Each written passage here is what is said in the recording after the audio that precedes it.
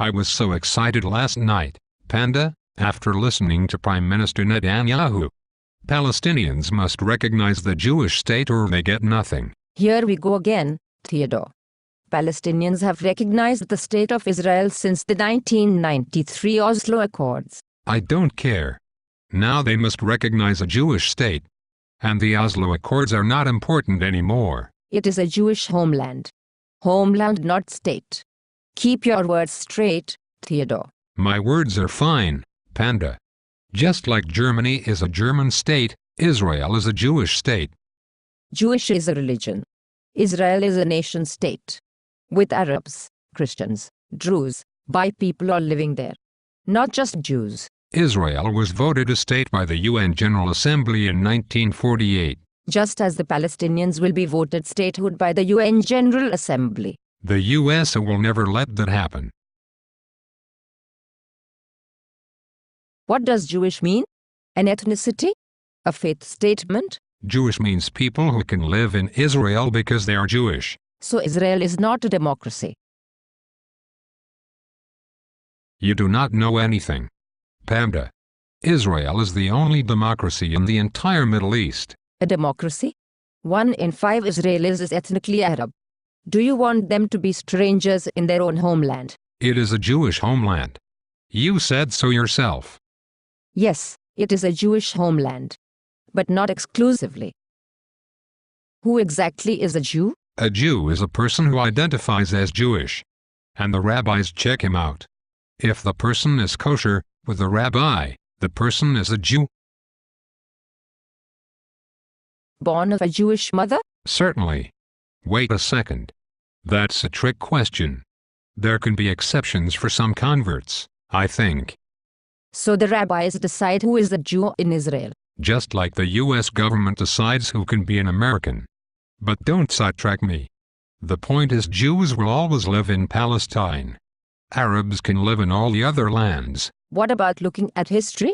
We can agree that the Jewish people arose in the land of Israel. There they developed their identity. Finally you agree. That is what I have been saying all along. Not so fast, Cowboy Theodore. There is a second part. The Palestinian people arose in Palestine. There they developed their identity. I will never agree to that. It does not matter if I agree anyway. God gave the land to Israel. The year was 2100 BC. The Romans did not believe that in 63 BC, and I do not believe it now. Today.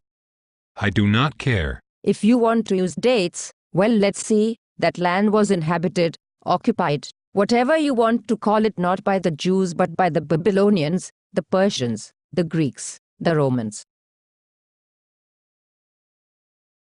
Should I list all the Muslim groups that had possession of the land after them? I don't care. Jerusalem is the eternal and indivisible capital of Israel and the Jewish people. Don't forget that, Panda. Part of God's plan? Of course it is. You are a Bible scholar, Panda. You know very well what the texts say. I know what the biblical text says. But I also know what historical texts say. In 70 CE, the Romans captured Jerusalem and destroyed the Second Temple. After the revolt of Bar Kokhba in 135 CE, the Romans, like the Babylonians before them, sent a large part of the Jewish population into captivity and exile. And that is exactly why today the Palestinians must recognize Israel as a Jewish state immediately. We will never go into exile again. So the solution is to send the Palestinians into exile? First in 1948. Then you grabbed more land in 67. We are not getting anywhere. We live next door to each other. Let's not talk about Israel and Palestine all the time. It is easy for us to stop talking. We both have nice houses and we can go wherever we want. And I have a peach pie in the oven. Palestinians can't wait any longer while the Israelis gobble up more of their land and steal more of their olive trees and aquifers. Israel wants peace. You will continue to build illegal settlements and you will continue to wall up the Palestinians in a Bantustan. We have a right to defend ourselves. Let's talk about dinner. And that peach pie. One more thing, Theodore, have you heard about the Arab Spring?